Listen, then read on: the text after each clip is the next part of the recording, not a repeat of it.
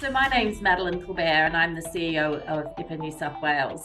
IPA is the acronym for the Institute of Public Administration Australia, and we exist in order to support the 430,000 public servants across New South Wales, and our goal is to help them be at their best.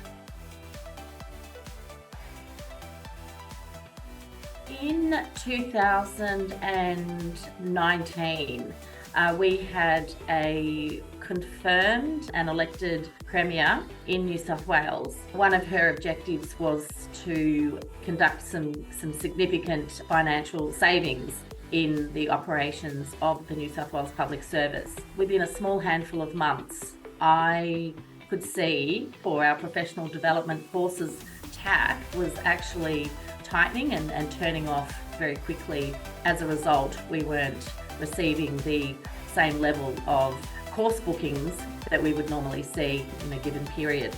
Just whilst I was starting to get my head around that, the COVID health pandemic then arrived.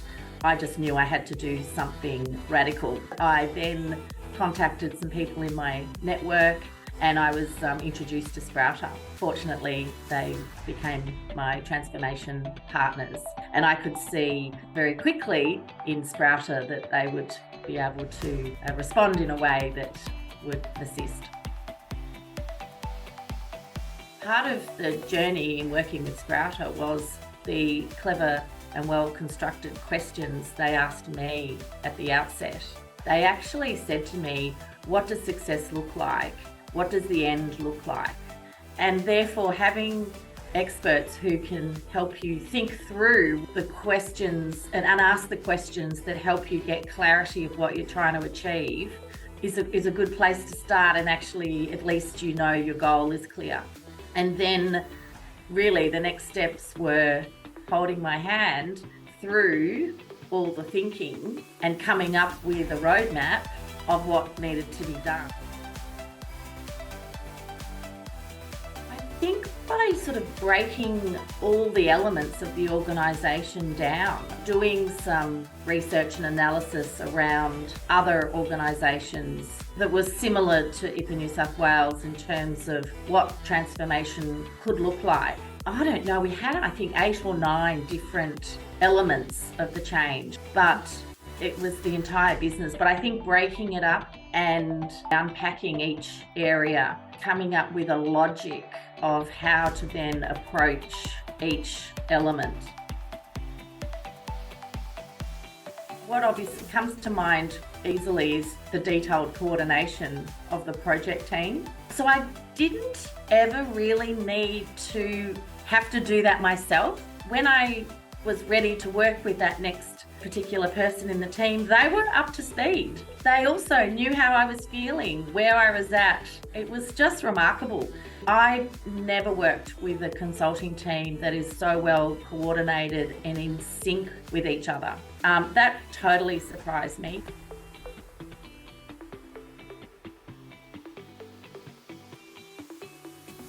The fact that they helped me connect our purpose as an organisation internally to what we were trying to achieve externally through building a new culture of the organisation. But I think working with the Sprouter team is that they really helped me get to the nub of what needed to be well designed in the organisation in order to be able to reflect that externally. So working through the culture, focusing on that goal, unpacking what it means to build the culture that you need in the organisation in order for it to be successful. I think what I am proud of achieving is a really successful, bold transformation and a full restructure. I'm really proud that I had the method and I just followed it. I trusted it, I followed it, I executed. The other thing is having the utmost sensitivity to stakeholders, to staff, to the customers, to my board, and instilling confidence in them being confident in what we were doing, having their support. If they weren't confident, they would have had more involvement. I'd like to answer this question, I guess, from a professional association perspective. Associations do not have to make change or operate on the smell of an oily rag. And I know we say, we keep the money on the field. We are very much around doing a lot with little resources. I don't believe that's true. And I thought that originally, and I do not believe it's true, and I don't think it's actually responsible. You do need to invest in change, resourcing, advice, leadership support systems. And I think that in order for associations to continue to be able to serve their members and their customers, stakeholders, they actually do need to invest in bold change, because I don't think incremental change is enough.